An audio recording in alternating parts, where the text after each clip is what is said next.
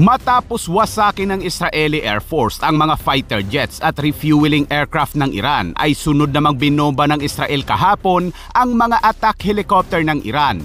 Naglunsad din ng mga wave attack ang Israel sa iba't ibang bahagi ng Iran upang wasaki ng mga military base at mga pasilidad na konektado sa nuklear ng Iran. Sinabi naman ni Putin sa isang interview na hindi nito tutulungan ng Iran dahil hindi umano kasama sa kanilang nilagdaan ang defense cooperation.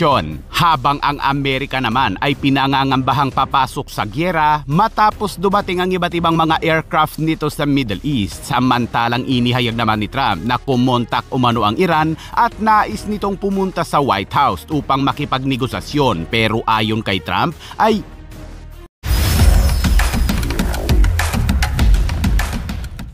sa update sa patuloy na salpukan ng Iran kontra Israel, ang Israel Air Force ay walang tigil sa pag-atake sa iba't ibang bahagi ng Iran, kung saan matapos wasakin ng Israel ang refueling aircraft at dalawang F-14 fighter jets ng Iran sa Mashhad Airport, kahapon ay sunod namang winasak ng Israel Air Force ang 8 attack helicopter ng Iran sa isang First Combat Military Base sa Karamansia sa Iran.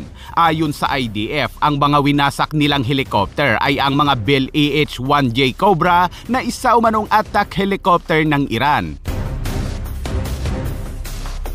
At hindi lang yan, dahil winasak din ng Israel Air Force ang internal security headquarters na sinasabi ng IDF na isa umanong mahalagang pasilidad ni Khamenei na may kinalaman sa nuclear program. May ilang mga pasilidad pa o military base ang Iran na winasak ng Israel sa iba't ibang bahagi ng Iran, tulad ng Iran Military Base sa Kara, Iran Military Base sa Sanjan, Northwest Iran, Iran Military Base sa Parchin Est ng Tiran, isang fuel depot para sa mga rocket fuel, at missile launcher sa kabundukang bahagi ng Northeast Iran. At hindi pa nagtatapos dyan, dahil kinagabihan ay sapul din sa airstrike ang isa na namang military base sa Qujir East of Iran, Iran Military Facility sa District 18 ng Tiran. Ayon sa IDF ay 50 na mga 50 years old F-15I nila ang lumipad patungo sa Iran para sa nasabing airstrike. Kabilang umano dito ang isang may body number na 673 na binansagang Foxbat killer, dahil ito umano ang maraming mga pinabagsak na Syrian MiG-25 noong July 29, 1981 ng mga hasang Syrian Air Force na labanan ng Israeli Air Force sa isang dogfighting o labanan ng mga fighter jet sa Himpapawid, kung saan nilampaso noon ng Israel ang... Teka, napunta na ata tayo sa history mga kabayan, ituloy natin. Ayon kay Israeli Defense Minister Katz ay magpapatuloy umano ang buhawi sa Iran upang wasakin ang puwersa ng rehimeng Khamenei.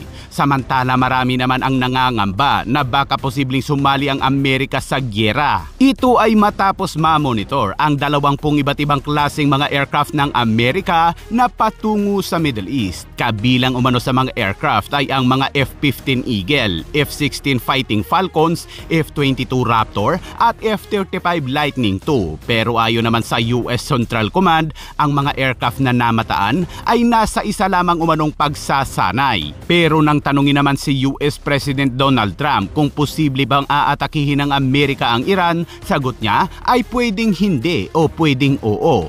Nag-uusap naman daw sila lagi ni Israeli Prime Minister Benjamin Netanyahu, at ang sabi umano niya sa Israel ay ituloy lang ang pagwasak. Grabe. Some of what you've told Israeli Prime Minister Benjamin Netanyahu. So keep going. What do I say? I speak to him every day. He's a good man, doing a lot. Been very unfairly treated by his country, I think. Very unfairly treated. Have you given him any indication that you may seek to aid them more than you have already? No, I haven't.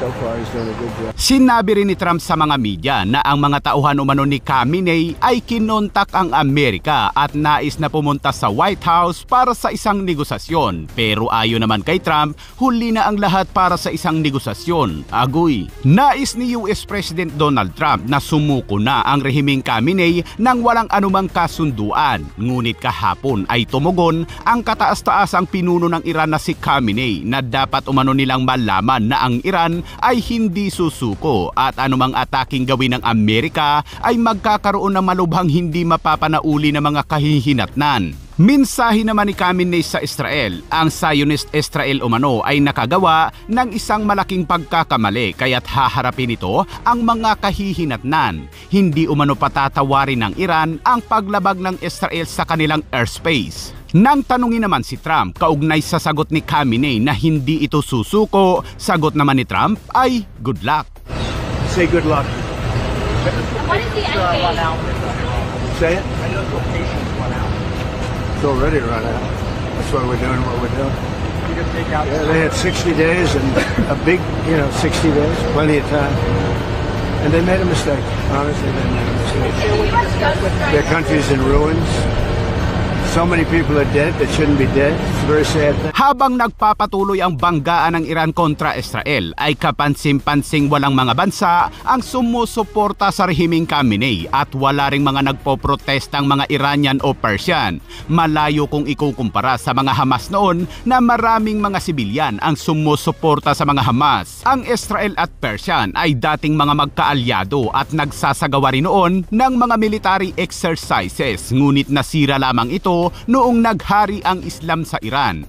Wala ring mga bansa ngayon sa Middle East ang nagpaparamdam o gustong sumuporta sa Iran. Sinabi naman ng ambasador ng Iran sa Russia na hindi umano malilimutan ng mga mamamayang Iranian kung sino ang tumatayong kasama nila sa mga panahong ito dahil mas pinili ng mga bansa na walang gawin. Sa isang hiwalay na interview naman kay Putin ay tinanong ito ng reporter tungkol sa strategic partnership na nilagdaan nila ng Iran. Sagot naman ni Putin ay hindi kasama ang defense cooperation sa kanilang nilagdaan. Dapat daw na makipagnegosasyon ang Iran para sa kanilang nuclear program upang maging payapa ang lahat. Samantala, base sa puling ng CNN ay 7 sa 10 US Republicans at Democrats ang bumoto upang bombahin ng Amerika ang Iran. Sa isang Senate hearing naman, sinabi ni Secretary Pete Hegseth na loaded at nakahanda na ang puwersa ng Amerika na umatake sa Iran at naghihintay lamang ng go signal ni US President Donald Trump. It's critical, and you're right. It's difficult to reestablish when we lost it, which we did under the Biden administration. We know right now that Tehran understands exactly what the president is saying. He set 60 days. The world can believe it, the world cannot believe it. He set 60 days.